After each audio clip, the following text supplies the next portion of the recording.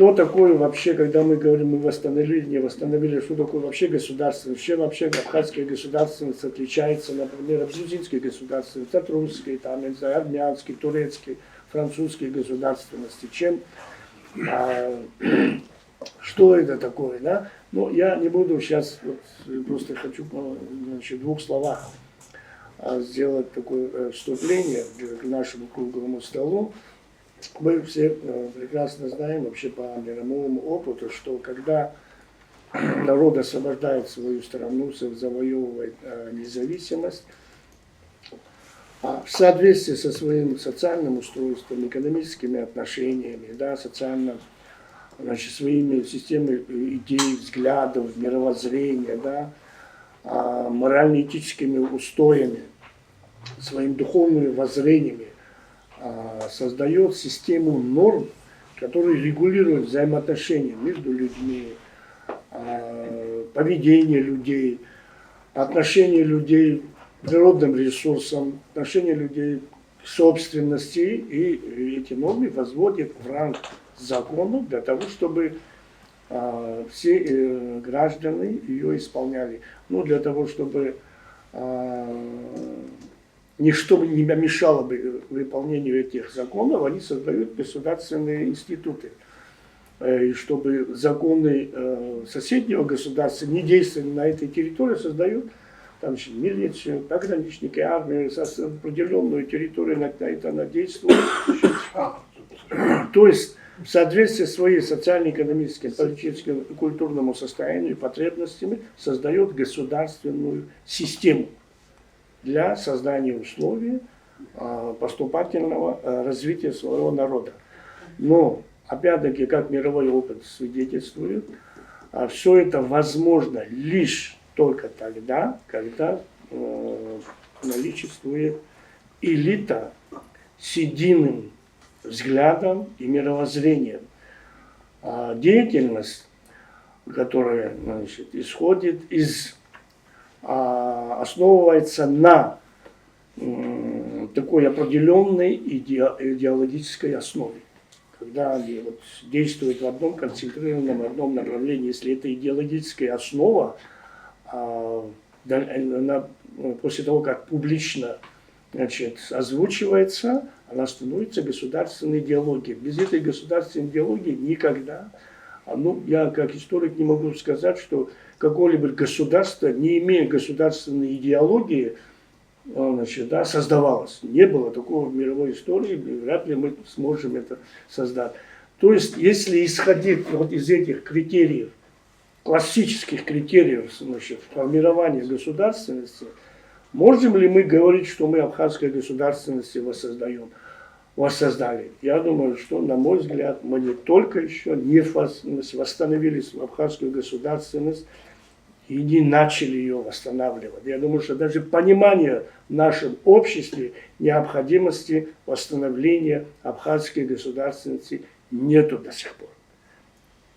Мы с вами, вот, Абхазская национальная конференция, мы говорили об этом и на первой нашей конференции, которая имела место быть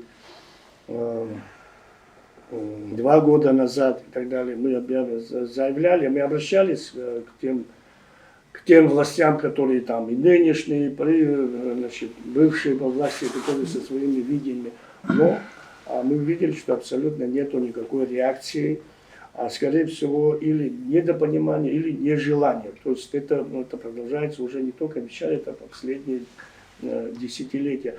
В 2 словах, если мы имеем в виду, вот что мы строим, да, если мы имеем экономическую базу, то есть такой этот гибрид социалистических и капиталистических систем. Гибрид такой, да, вот происходит, это непонятно.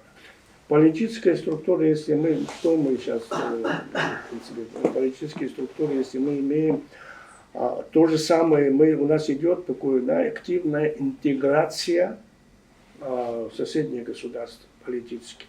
Наша культура, она, как и в Советском Союзе, сегодня выполняет курортно-сервисные функции. Мы можем говорить, что в абхазском государстве в основе лежит абхазская культура, что мы говорим, что восстанавливаем, значит, государственность. Мы можем говорить, если абхазское государство, почему не функционирует язык в абхазском государстве. То есть вот эти проблемы, они могут функционировать только тогда, когда единственно восстанавливается та государственность абхазского народа. Если будет, это не только Абхазия, это во всех остальных, у всех народов, у всех государств так и проявляется. И когда, единственное, когда, допустим, поднимается вопрос о необходимости введения в законодательство Республики Абхазии, элементов изучения, приведя их в международные современные стандарты, элементов традиций абхазского народа, абхазской государственной системы, очень многие просто мы видим это недопонимание, непонимание этой необходимости, это такого.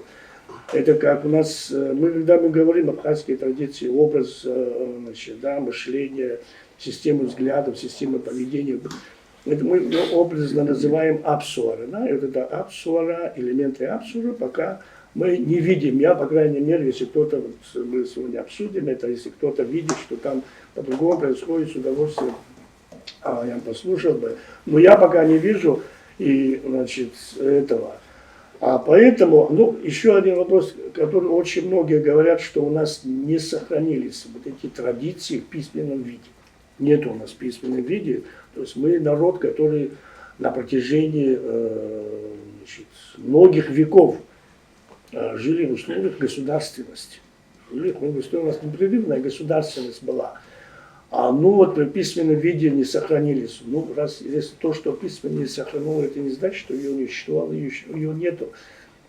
И поэтому сегодня пригласили, чтобы нам сделал сообщение специалиста по обычному праву, по традиционному праву абхазского народа, нашего известного специалиста, кандидата исторических наук, замдекана исторического факультета Абхазского государственного университета Виктора Авицпа.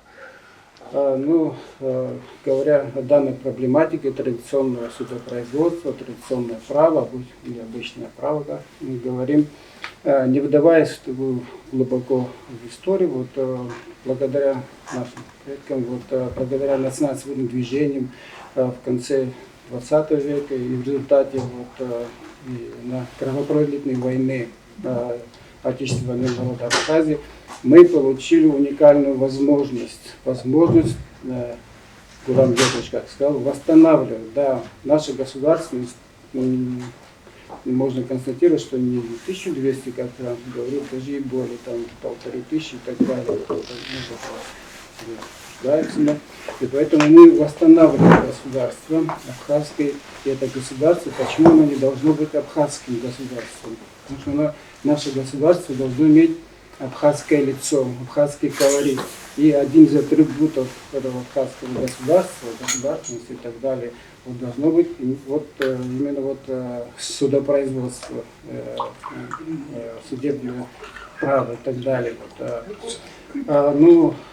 Мы в последнее время вообще даже после войны видим, что какая ситуация складывается. И такая мысль о необходимости принятия новых законов, нового уголовного процессуального кодекса, или же усовершенствовать уже имеющие наши системы. Тем более, что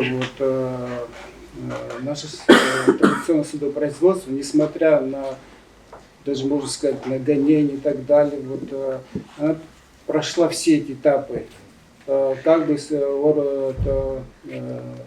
чиновники еще, российские чиновники еще в 19 веке и советские органы власти как бы не пытались уничтожить или так далее традиционное право абхазов, но все-таки абхазы, наш народ не забыл. Они пользовались этим и в имперский период, и в советское время. Здесь я просто почитаю. Обычное право – это неотъемлемая часть традиционной культуры абхазов. В нем выражено все то положительное, что народ выработал и освоил на протяжении многих столетий. Естественно, в процессе развития происходила фильтрация многих норм, неприемлемых для миропонимания абхазов, отсеивая или отшивая в соответствии с нормативными требованиями. Обычное право абхазов, официально функционирующее до второй половины XIX века, регулировало важнейшие области жизнедеятельности абхазского общества. Оно выражало не только интересы, но и гарантировало защиту каждого сословия, не выходившего за рамки его норм. Ну, с этого времени, вот, с 19 века, и, да, когда официально российское руководство, царизм запретили, вот уже после Кавказской войны, ликвидации Абхазского княжества и так далее, запретили пользоваться официальным традиционным правом. Ну, в народе еще не сохранялось, но официально это запретили. Но несмотря на это, можно констатировать факт, что ни имперские, ни судебные системы не смогли сломить и уничтожить традиционное правосознание абхазов. В то же самое время немало фактов, когда имперские чиновники, даже и в советское время это происходило, это хорошо сказано у Краевича, там четко прослеживается, они называют даже традицией или законом, правом дикарей, с одной стороны, но с другой стороны, они сами же прибегали к услугам традиционного права и с честью выходили из данной конфликтной ситуации. То есть это потому, что такая ситуация складывалась, потому что это было традиция народа, которая понимала это, все, что происходит. Что касается советского периода, в этот период, особенно в первые годы советской власти, у нас сложилась такая уникальная ситуация. Я думаю, многие это видели, я сам тоже, будучи молодым, маленьким, еще в школе учась, органы советской власти в лице председателя сельского совета, вообще сельский совет, они с старейшинами села иногда часто приходилось им у себя разбирать различные конфликтные ситуации. Они, председатели сельских советов и старейшины их села зачастую становились медиаторами, посредниками между конфликтующими сторонами. Но конфликты были сейчас не уголовные, но в основном внутрисемейные или межсемейные и так далее. По крайней мере, они регулировали такие конфликты. Что касается первое время, первые года советской власти, уже прекрасно знаете, Нестор Лакоба, будучи главой советского государства, сам стал инициатором внедрения в Абхазии неофициально, но традиционного права. Есть факты, когда он, вы знаете, трехлетняя оккупация Абхазии, Меньшевской Грузии, какая ситуация была, грабежи, насилие и так далее. Нужно было, чтобы в стране воцарился мир. И Нестор Лакоба, как истинный абхаз, как воспитанный традиционных, большевик и так далее, но все-таки должна была, чтобы в стране было спокойствие, и он инициировал разрешение конфликтов, которые громкие конфликты, которые были у нас в стране, в первые годы советской власти, и благодаря его инициативе были разрешены несколько сложных конфликтных ситуаций. Это написано, сказано и так далее. Понятно, что история не терпит сослагательного наклонения, как говорится, но наверное, если бы на Нестора Лакоба не давили бы сверху, с центра, с Кремля, советские вожди, понимаете, какая ситуация была, и если бы его не убили бы, не уничтожили бы, наверное, наша судебная система, по крайней мере, пошла бы, как говорил Фазиль Искандер, не нижнечегемским, а верхнечегемским. Чуть-чуть, возможно, было бы элементы нашего традиционного судопроизводства присутствовали бы в наших судебной системе. Ну, это уже, к сожалению, пройдено. Что касается нашей Отечественной войны, после 1993 года, победы нашего, благодаря наших ребят и так далее, первые годы традиционного судопроизводства или так обычное право в лице наших старейших и так далее, совет старейших и так далее, она стала актуальной. Возможно, это из-за того, что центральные органы власти первые годы, после военные годы, были еще слабы. Но со временем, где-то уже лет 15 и так далее, как-то стараюсь следить, смотреть и изучать ситуацию. Ситуация меняется. Уже такие моменты бывают, когда и старейшины не решают, не могут решить конфликтные ситуации, которые возникают в различных в селах и так далее. И органы власти тоже не в состоянии решить до конца проблему. Существует такое мнение, что наше традиционное право уступает современному европейскому, или, как говорят, демократическому праву и не отвечает его требованиям. В связи с этим хочу привести слова, сказанные более 100 лет, в 1913 году. Эту запись мне Руслан дал, я использовал в диссертации. И здесь строчка. А между тем, один из выступающих говорил, то, что мы считаем устаревшим, вводится вновь во всех культурных государствах. А в то же самое время Мачеваряне известный, касаясь вопроса традиционного судопроизводства, Абхазов отмечал о его демократичности, универсальности. Тот гласный суд, которого добиваются культурных стран в течение веков, хорошо был известен абхазцам, и они широко пользовались им. И поэтому имперские и советские органы власти, с одной стороны, отказываясь от обычного права, в то же самое время они сами обращались к народным традициям. Я еще по этому поводу хочу сказать, вы все прекрасно знаете, что европейский цивилизованный мир старается наложить мораторий на смертную казнь.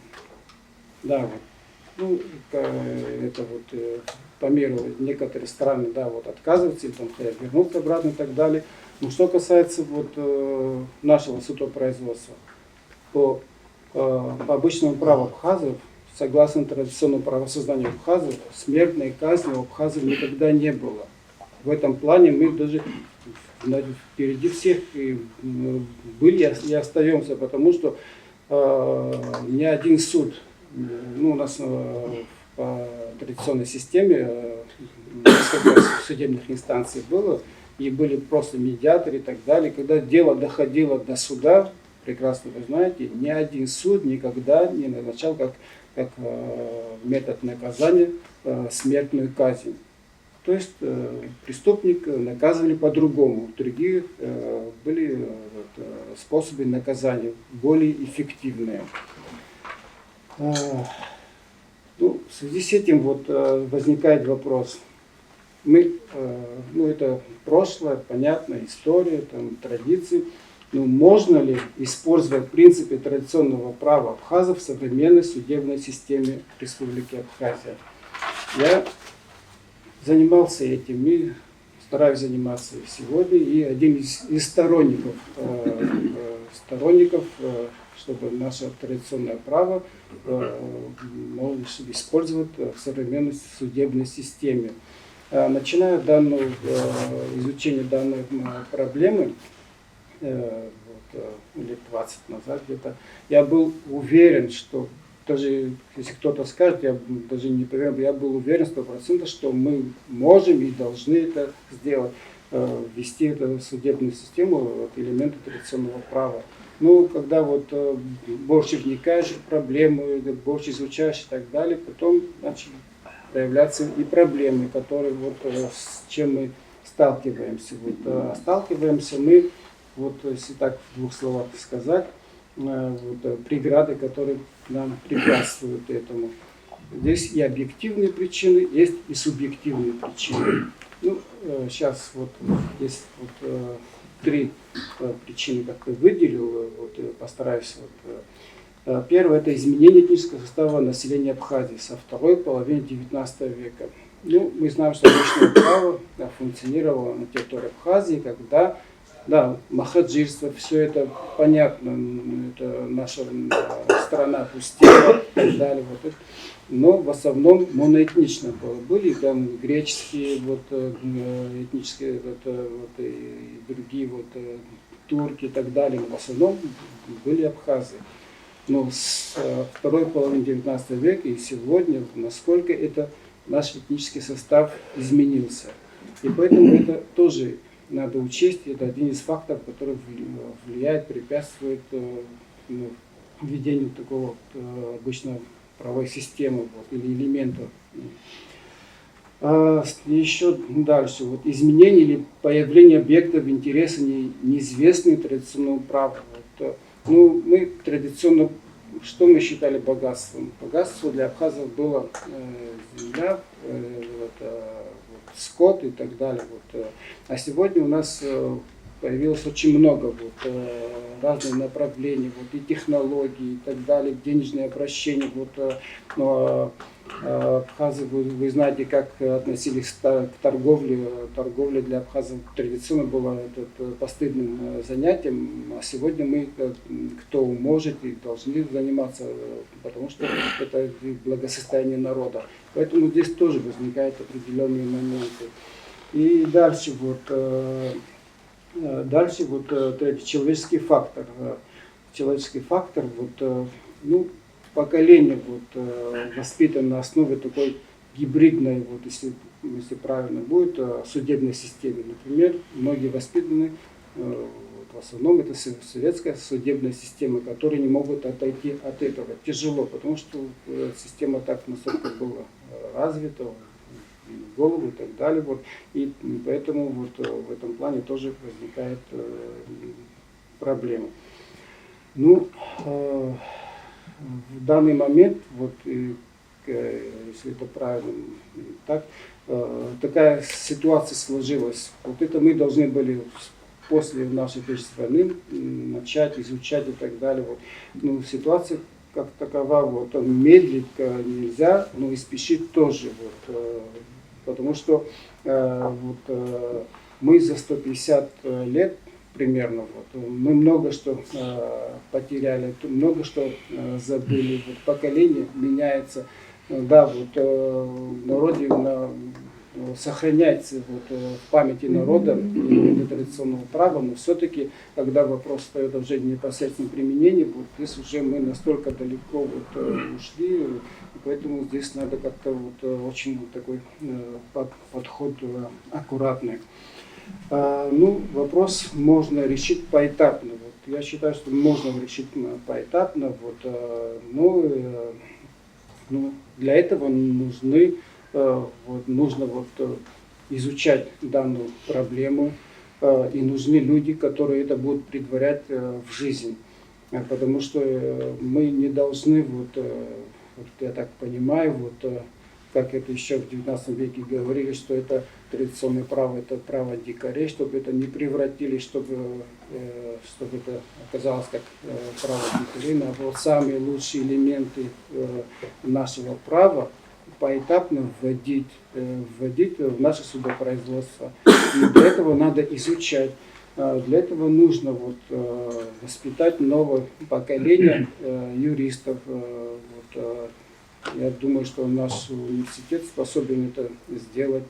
У нас есть прекрасные специалисты, и специалисты, которые вот, занимаются именно обычным правом и так далее. Вот есть кандидатские вот, диссертации вот, именно чистой юриспруденции, есть книги и так далее, но это недостаточно. Надо дальше изучать, например, нужно как использовать традиционное право в современных условиях. И поэтапно здесь может быть и дипломная работа, здесь может быть магистерская работа, кандидатская, докторская и так далее. Изучать и подготовить данные материалы, чтобы она заработала. И при этом мы не имеем права ошибиться. Малейшая ошибка может привести к еще более худшим условиям, может нас отодвинуть назад. Все надо взвесить, мерить и так далее, поэтапно, понемножку. Да, некоторые, здесь я хочу зачитать то, что писал, то есть Юрий Гудисович, прекрасно вы знаете, он в статье по данной проблеме и говорил: мы далеки от мысли, что успешные примеры действий народной дипломатии в прошлом можно автоматически переносить в современность, поскольку участники исторических событий всегда были современны для своего времени. Понятно, если мы как-то попытаемся или будем пытаться, что у нас такая традиция была, как было, если мы будем просто брать оттуда и вводить без изучения, без каких-то корректировок и так далее, возможно, будет совсем ситуация, которая непоправимая. Но вводить надо где возможно.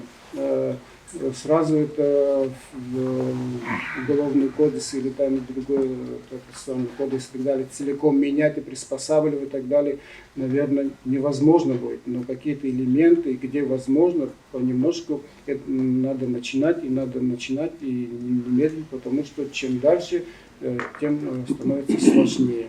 Уходить банат сбирался. Суди себя сам, потом суди других. Гениально сказано. А почему сказано? Я выигрывал столы в свое время, когда спрашивал, какое самое страшное преступление у абхазцев? Назову два первых.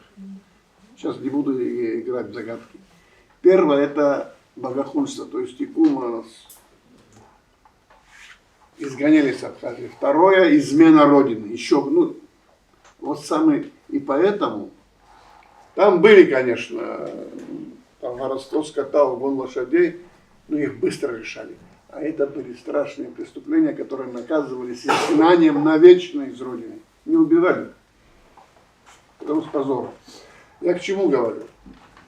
Есть шикарный у нас закон от Виктора Яховского. Он сидит 20 лет в теме. Я уже лет 20 об этом не говорил. Но я знаю, что несколько диссертаций по этой теме защищено на Ростулаке, Апсныги, на Свечеги. Есть. Иногда смотришь, извиняюсь, я с большим уважением к нашим органам отношусь. 3-4 года может суд тянуть. Нормальный мужчина решил бы это дело за 1 месяц. Суд, как говорится, положено. То, что мы слышали, видели, по крайней мере. Не доводили дело до крови, разводили людей. Так что надо работать, надо издавать, надо привлекать молодежь. Ты очень хорошо сказал, как его о внедрении в жизнь нужно несколько тем подготовить, поручить и работать. И плюс, конечно, кое-что издано, я знаю, из материалов. Надо еще издавать. Есть, я знаю, много материалов, не только в Абхазии, есть вне Абхазии. Получится несколько солидных материалов обычного права. Конкретно, как дела разбирались, зачем разбирались. Есть устные предания. Есть, я знаю, в Турции прекрасно разбирали дела, вплоть до того, что турецкие судьи говорят, нам бы такие законы ввести в кодекс, уголовный кодекс Турции. Это тоже знаем. Я к чему говорю? Мы говорим, я хочу, чтобы дело было. Это я нам всем пожелаю. Все. Спасибо.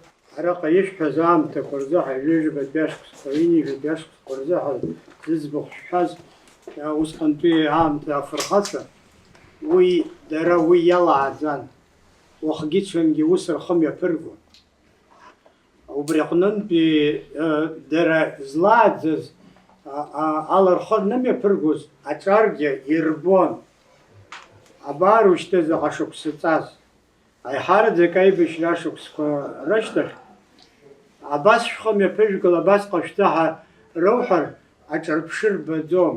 Ҳара уи азыҳәа ҳара ҳабиԥара сара сықәлоу абиԥара рызҟ бзиа ҳаман адуцәа ҳарҿаԥшуан. Уи школа дуӡӡан. Ԥсуала хымҩаԥгашьа иара ҳдоуҳа ҳҵасқәа ҳқьабзқәа иныҟаргоз рхы ргәы рыԥсы иалганы иааргон, аамҭа иалганы иааргон. Уажә иахьа ҳара ҳазҭагылоу аамҭа маҷӡак абри аинформациатә акаҭа ҳалахан ҳара иаҳҳәо акәӡам иҟаҳҵо. Аҿар ирбо ас еиԥш иҟоу агәаанагарақәа иаҳҳәоит, аха уи дырбалатәуп. Ҳара ҳаинститутқәа ҳазлааӡаз аинститутқәа ибыжьшәеит. Избанзар астол аҟны интәаз аишәа аҟны ирҳәози иҟарҵози уи ҳара иаҳбон. Рфырхаҵара атәы ҳбон, лабҿаба иаҳбон. Абри аибашьра ашьҭахь интервиу лымызхон аҵара ду Пола Гарб ҳәа аԥсуа ҳара ҳҵасқәа ақәра шықәсқәа нҵыра иазкыз ашәҟәқәа иакымкәа ҩбанқәа ҭлыжьит. Иара нанысҵоз зқьи шәиԥшьыни жәиԥшьқәса рзыҳәа абри аибашьра ианалгоз сгәырӷьаҵәа абас аибашьра ҳаиааит, шәгәы иаанаго егьи ҳаслазҵааит. Ус лҳәот, аибашьра шәиааит, аха шәара убас еиԥш аҭыԥ ԥшӡара ҟаны шәынхот. Абри амшын еиқәа аҟәара даараӡа иԥшӡоуп. Уи иаднакыло аҵасқәа зынӡа шәара шәхаҟаны имааиргьы алшон, аха убрахь шәагар ҟалот, абыржәы ишәыӡбыроуп. Амалырҳаракәу шәара милаҭк иаҳасабала шәхаҿра аиқәырхаразы абри аусура шәалагоҳа. Абри бас иԥшыц, усҟан омашәа избит, ҳаз зегьы иҳамамзи Насаиф-Фари, абри иааироуп, ари зегьы ушьҭа ҳхы ҳақәиҭуп агьиҳа. Лара диашазар ҟалаларын илҳәоз. Ҳара ҟәаратә чымазара ашҟа маҷӡак ҳагазшәа збот, ара атуризм атәы, атуризм ҳәара аҭахума абзиарагьы рацәаны иацуп, ацәгьарагьы убриаҟара рацәаны иацуп. Агәҭылса ҳзымԥшааӡеит. Ҳара кырӡа ҳдунеи хәаԥшра аҽаԥсахит аԥсуак иаҳасабала.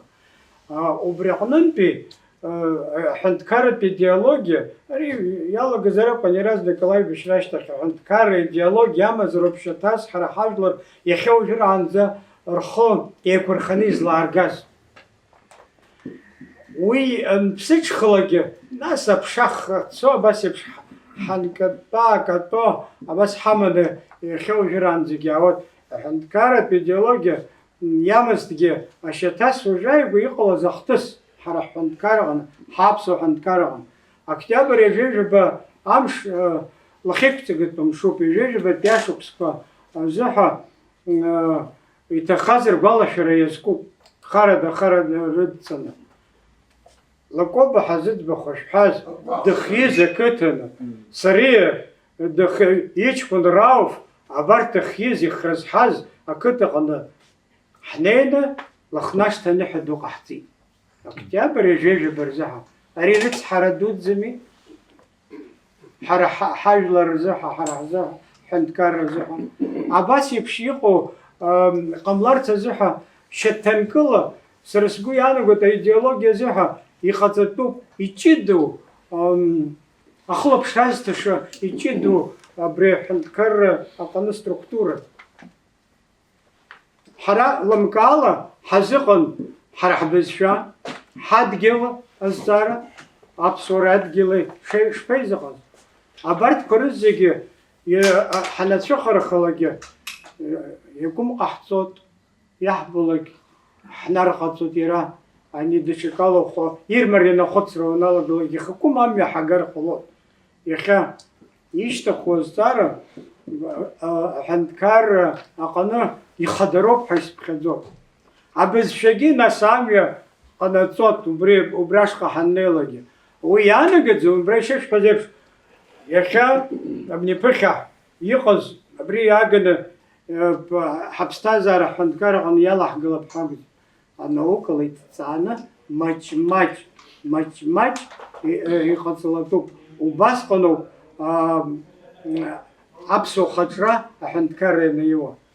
А ишгалам шой мирот гважбе шқоғаны пиле хусин изе хайихакус усқан тхатран айнра аларома яра дечакома рхе дирхус элементха бриалах галар. يخا بس ستار يقولوا داري خدني يقولوا سبيانا قد يزبنزر هاي بشرع الجيز تي خنزة مسيلة خز حسقوم يحزدرتو الدغبة رمحوها قوز درحو تاورستو ورزقو يخم يكون عستاو تاعو حر يزتزو يزنوت حزقوي حري خبس نرا هاي بشرع الجيد يقوب حكوز خزاك سابع السر تريستخم هكا حك نخي أدونيزي بيزنطية بإمبريا هاي لحرا الزخاز أمال أول شيء عندكار ياخد وين سبريا سويت عندكار راشا كل رخواه هاي عندكار يمال ما تصرو راح خن بي حز أكرت سر مال جيلو نرجع رجزي خي أبريا رتح ردود زعزانة جد حجبة كاغرة تتشن أقوى تتشن أي باش فشتخت وجرا أو يكوت بدوبوت أو يشقق دوبوت أباتا خطر كوزلو دين خزدو سيز دروت تجو بلسفاسو حكت عن سرقت خير بالجيز دروت يوني بيبيلا شويلا يعني أبرا أن خرطت القرآن يمكن يخو أبارت سجيزة جيزشو يحدث حتاهم نتكرر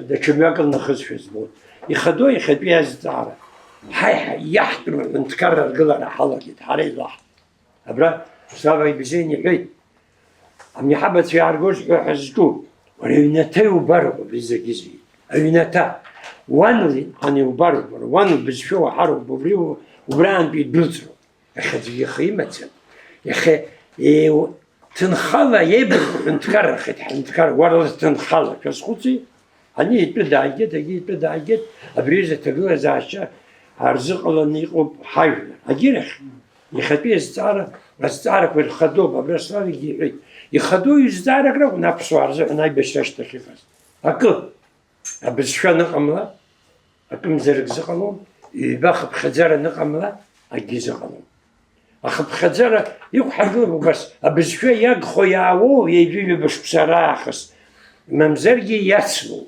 يحي يقخو يعود ورزتو أشكول وانتو أتعرو زرتو أرزويتشا زمتار بزيني ودرو بزيدو بو وجر بزفار زدردو بزفار زمدرو غاسي عيطوت ورا بزفار أيوريس ترى دلقة ترى دو يمو بخا يبزفاتو مرزشتيخ لزبنزر يسعدو وين نخرج زيدر مقالزيت يعني يابي تاع شرعان نتكرر عن رخطاح زعم تدامشر أي بشر نلقز يشغل شوما بزفار تار تسيالا قد جرت ميلاتكو وزبنزر أي بشر دودزا وبستوك أزنا يغز ميلات حياي هشت عاد قلان سحر سحر ماياي ورا أخت عما الدنيا حدروا يلف شجي أرزن با شاس خط دزجاقل زك نتكرركو أبي يورس نتكرر دزجاقل نتكرر زكيزي دزجاقل نبريوي يدقل زويز تيما يعيش سكارة تازي يلف شجي ورا بسوا بارتركاب خرخو تبياشا شاسوا. Если провести большой глубокий анализ нашего обычного права, то истоки мы очень в древности находим, в глубокой древности. На законодательство, традиционное законодательство Абхазии оказало и римское право большое влияние. Римское право, мы были частью Римской империи, потом римское право вообще сохранилось в Константинополе, в Римской империи, продолжатели, которые были в эпоху Юстиниана. Юстиниан закрепил все новеллы новые, ввел и укрепил римское право. И византийское государство оказывало большое влияние на и судопроизводство, и судебные взаимоотношения не только в Абхазии, но вообще всего Кавказа. Поэтому наша законодательная система древняя, она никогда не была в отрыве от вообще мировых процессов. Наша законодательная система древняя, она являлась частью мировой системы законодательной, и в том числе римского права. Только она была бесписьменной, она закреплялась в форме из уст в уста, в народной памяти. Так сохранялась. Как она еще сохранялась? С помощью прецедентов, прецедентного права. Вот это совмещение прецедентного права и римского права, наверное, вот в этом сочетании особенность была нашей правовой системы. Вот, например, англосаксонское право, она держится на прецедентах, да, что произошло, абсуарт, ну, сакуны ширцепус, да, Чирак хайцаза, убри пшних вала шо их ахцаз за прецедент, убри якуршена, хадге бас и хацбот уянагу. Прецедентное право, оно еще переходит в стадию мышления, философии тоже. Мы очень реагируем на те прецеденты, которые у нас произошли в нашей там ближайшей истории, когда были приняты совершенно под разными влияниями коррупционных составляющих, или там телефонного права, так называемого советского, когда были приняты разные решения по одному и тому же там прецеденту. И поэтому эта система судебная, наша, вот она сегодня, так сказать, не пользуется таким безусловным авторитетом в обществе, потому что принимаются разные решения под влиянием разных факторов, что в абхазском традиционном обществе было недопустимо. На один и тот же прецедент он принимался одинаковая точка зрения. С чего бы можно было бы начать в этом плане и какие шаги сделать? Я думаю, это вот есть практика досудебных разбирательств, в котором можно было бы использовать элементы традиционного нашего права, которое является частью мировой традиционной судебной системы и правовой системы, так сказать, правовой системы. Чтобы не казалось, да, что вот что мы говорим о каких-то архаических формах, древних, там, доцивилизационных методах. На самом деле наша правовая система абхазская, она была частью всегда мировой правовой системы.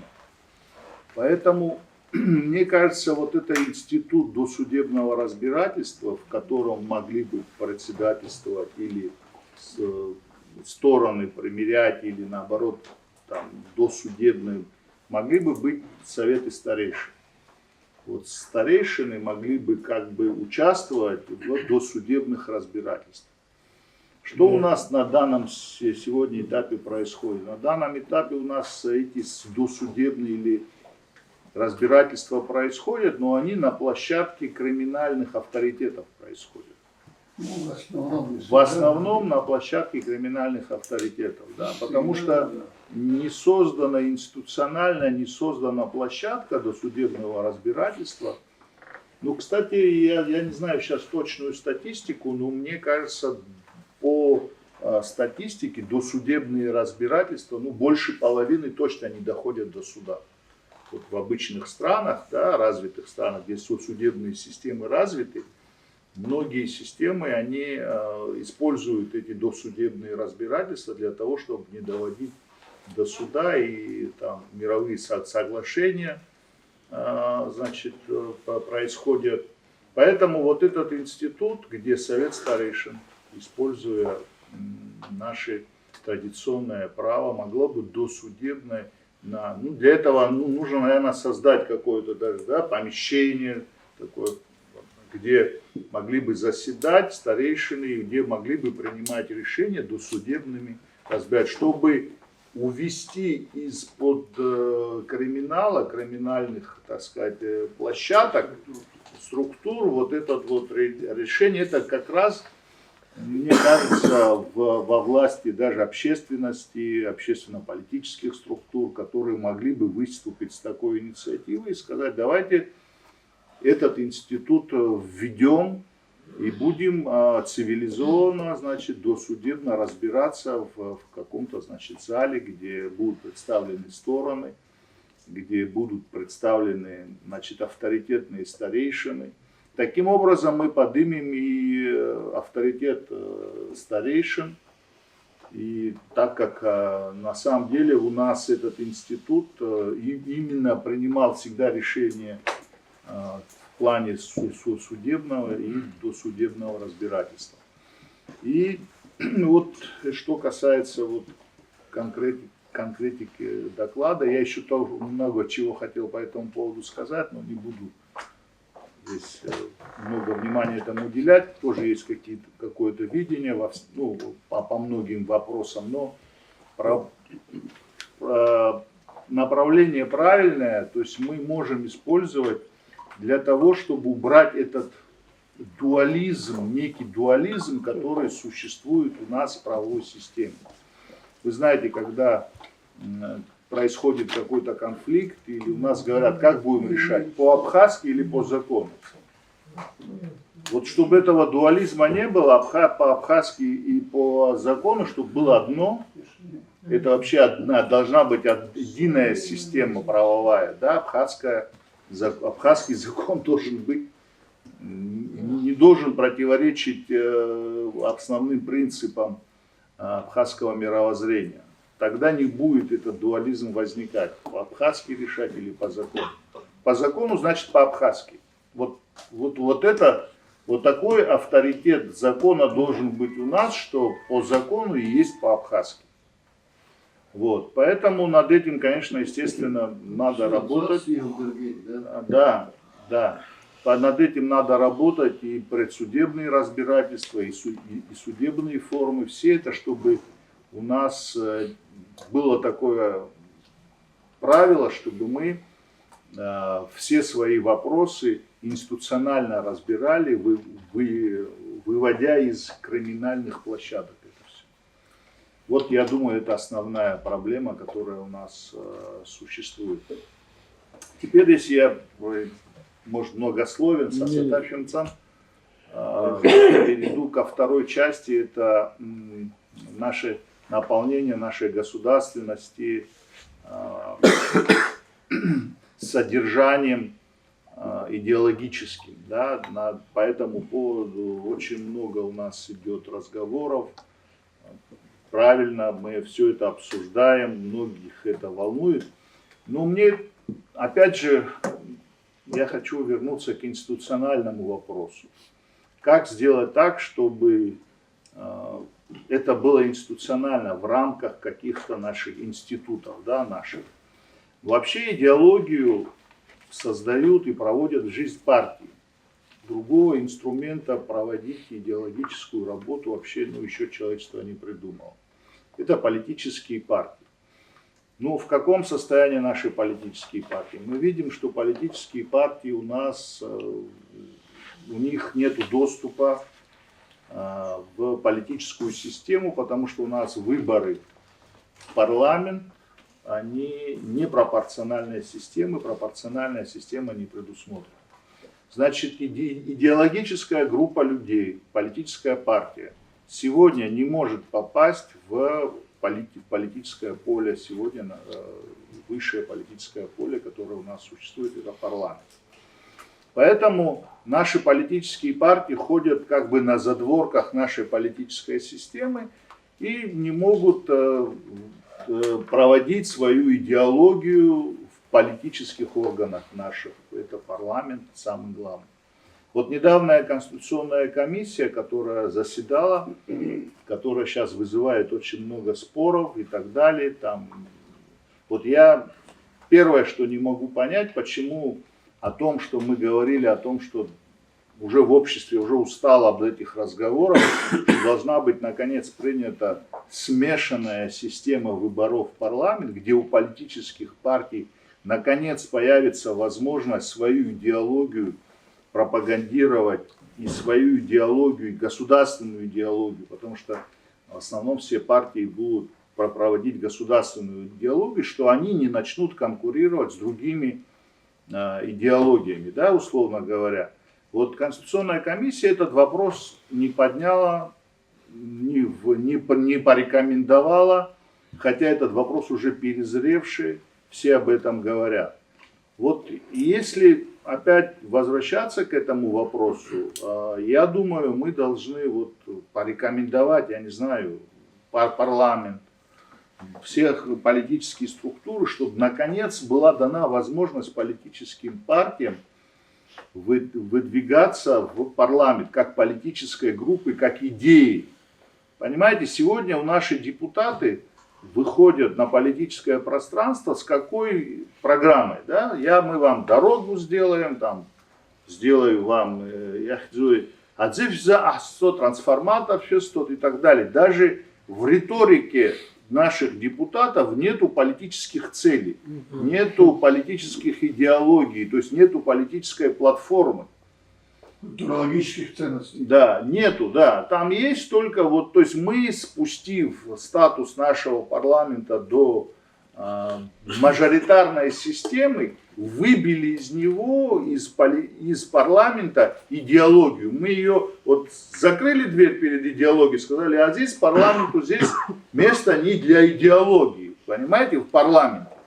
И вот сейчас мы там на задворках, условно говоря, политической системы, там собираем круглые столы, обсуждаем, хотя политику, идеологию должны обсуждать в парламенте.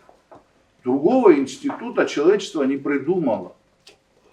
Поэтому, мне кажется, самая первая реформа, которая должна произойти, конституционная, которую народ уже, я не знаю, 30 лет ждет, это сделайте выборы по хотя бы часть, по половинам, по пропорциональной системе.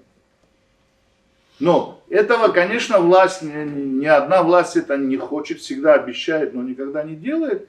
По одной простой причине, потому что через этот институт попадут люди, которыми нельзя манипулировать. Да, нельзя покупать, нельзя их там продать, идейные люди попадут. Поэтому, я не знаю, это должно быть снизу, это общество, мы должны потребовать, наконец, провести в парламент выборы по пропорциональной системе. Иначе все, что мы говорим, то есть инструмента у нас не будет проводить идеологию, государственную идеологию.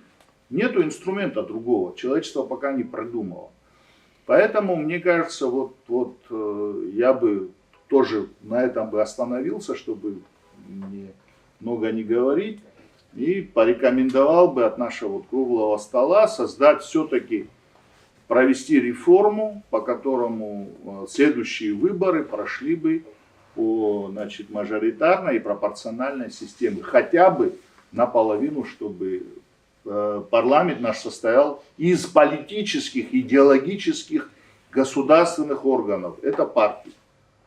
Вот у нас очень многие говорят, нам политические партии не нужны. Все, зачем мы должны быть единые?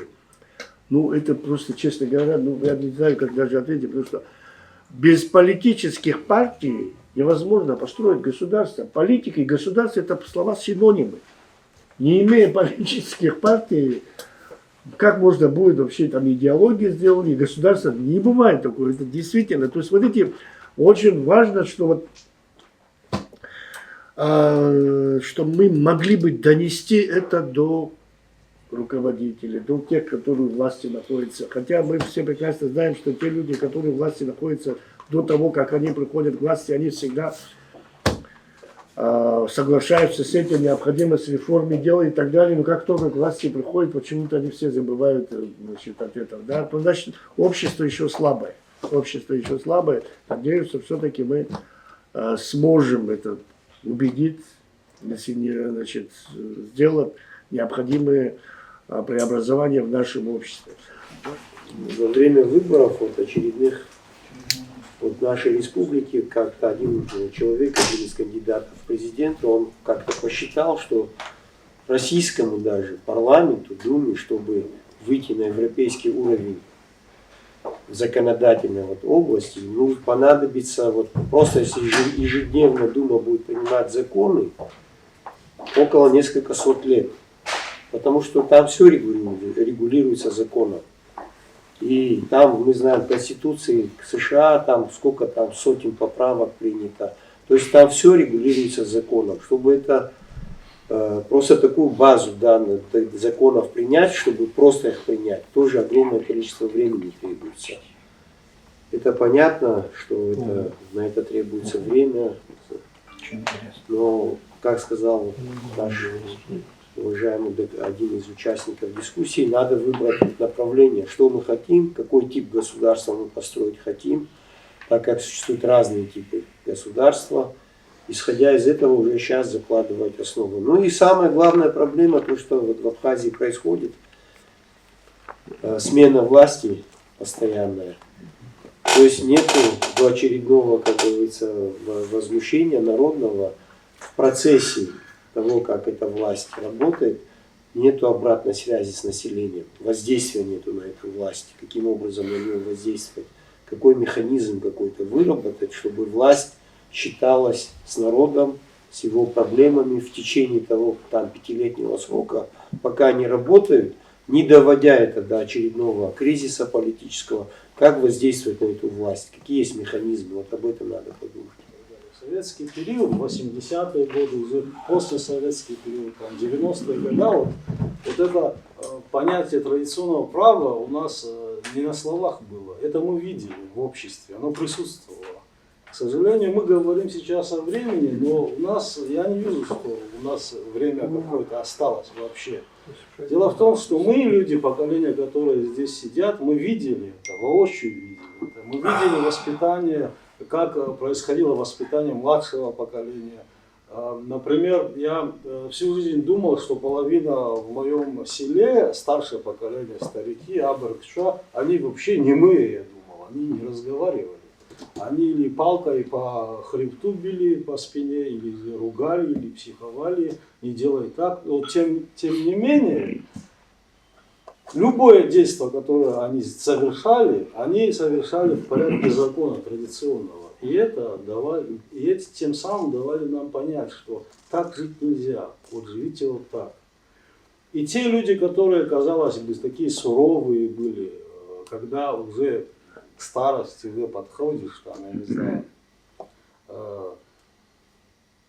бывало такое, что общаешься с ним, сидишь, уже в глазах слезы наворачиваются, казалось бы, суровые люди.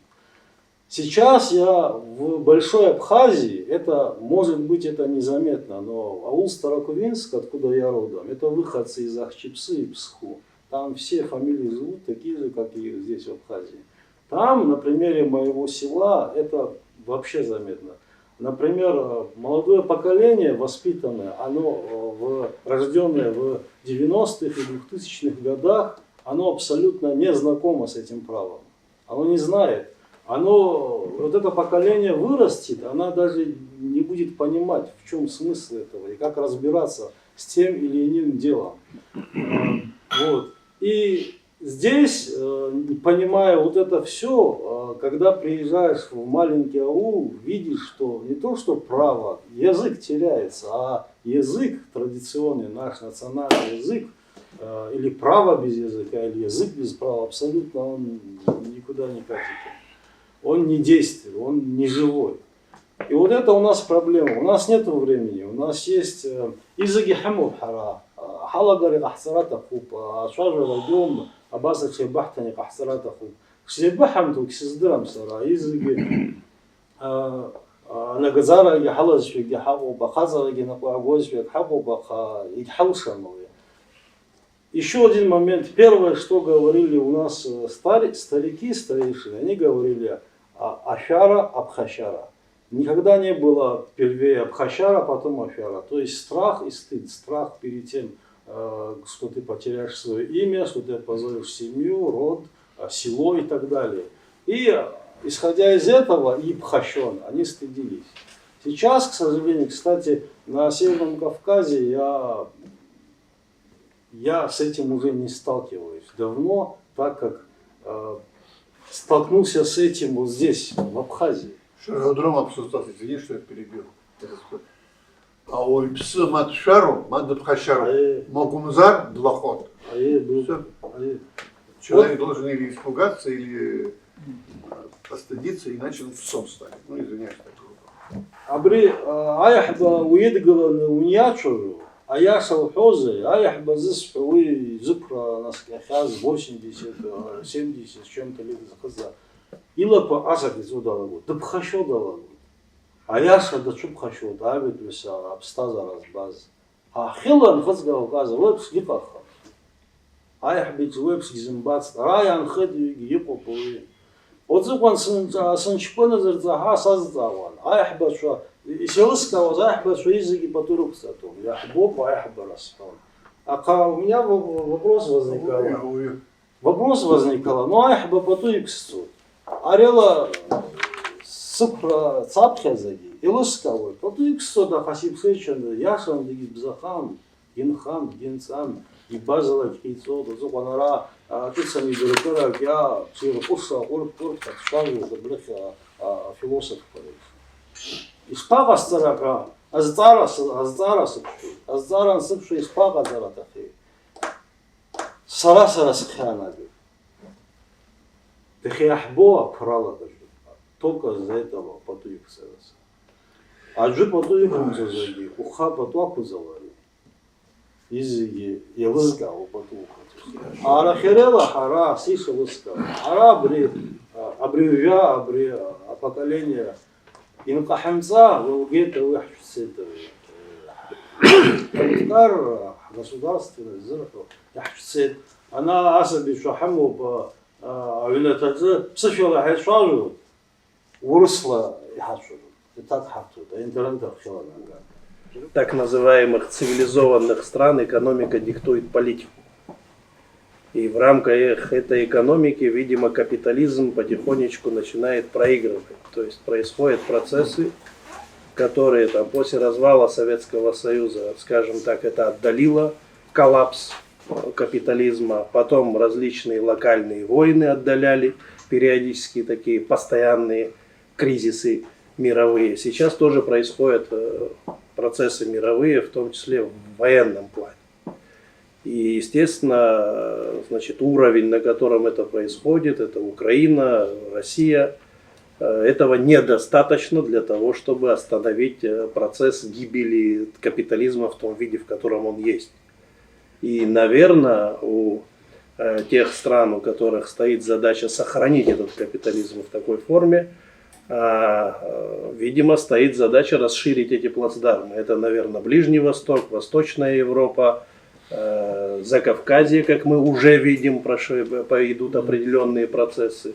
Соответственно, появляются новые игроки, такие региональные, как Турция, да, Россия, понятно, 50 стран достаточно, с достаточно развитой экономикой. И в рамках всех этих процессов что мы видим? Мы видим изменение международной повестки дня. То есть разрушение, в том числе на наших глазах происходит разрушение международных институтов. И те устоявшиеся форматы, как международное право, конвенции различные, возможно и ООН, это все, возможно, будет разрушаться. И мы потихонечку видим такой процесс, как некоторые страны уже это делают, начинают запираться в национальные квартиры. То есть возвращаться к истокам. Понимая, что глобализм и так далее, он, скорее всего, не сработал. Эти даже страны, у которых нет таких рисков, которые есть у нас, они начинают запираться в национальные квартиры. Наверное, это для нас хороший пример того, что в данное время нам нужно сосредоточиться на построении своего государства. И я не считаю целью построения государства вообще какого человека мы в будущем хотим видеть, какого абхаза мы хотим видеть. Ведь идеологическая составляющая, она появляется через призму того, какие цели мы перед собой ставим. Так вот, цели у нас до сих пор, к сожалению, большому не поставлены. И у нас есть уникальная возможность потихонечку выйти на новую дорогу. Прошло 30 лет после восстановления нашей государственности. Да? Это, в принципе, не такой большой путь. Я не совсем понимаю людей, которые пеплом посыпают голову и говорят о том, что у нас ничего не получается. Те страны, на которых некоторые из наших жителей смотрят и видят там Эльдорадо, да, и такую красивую картинку, они строили государство не за 30 лет, и даже иногда не за 100 лет. Вопрос заключается в том, какое мы хотим государство, на каком фундаменте мы его будем строить. Конечно же, первично для нас фундаментом являются наши традиционные ценности, нравственные ценности. И, наверное, наступило время взять за основу эти нравственные ценности, возможно, кодифицировать и внедрять все эти ценности в нормативную базу и институционализировать. Мы сегодня очень интересный доклад послушали и в основной своей массе говорили о судопроизводстве и судебной, скажем так, ветви власти. Мне кажется, что не нужно бояться того, чтобы вкраплять и внедрять данные ценности в любые, все институты власти. Во всяком случае, на этом нужно сосредоточить свое внимание, сосредоточить свою энергию и начинать в этом отношении работать. Потому что если мы строим просто государство, это один путь. Если мы строим государство просто всеобщего благосостояния, мы можем этого благосостояния достигнуть в любом другом государстве, которое является достаточно развитым в этом отношении. У нас стоят совсем другие задачи, совсем другие вызовы. И мы, мне кажется, очень часто боимся произносить то, что является нашим интересом.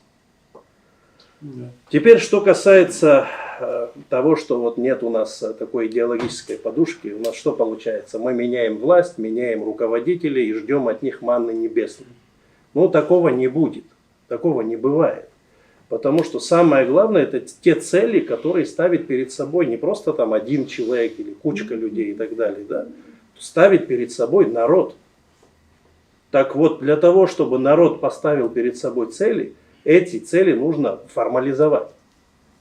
Вот здесь Гурам Джотович говорил о том, что, значит, элита должна появиться. Элита всегда была в любом народе, в любом государстве. Она должна озвучивать эти цели, эти задачи и сплачивать вокруг именно идей, вокруг идеологии массы людей для того, чтобы эти преобразования реально происходили.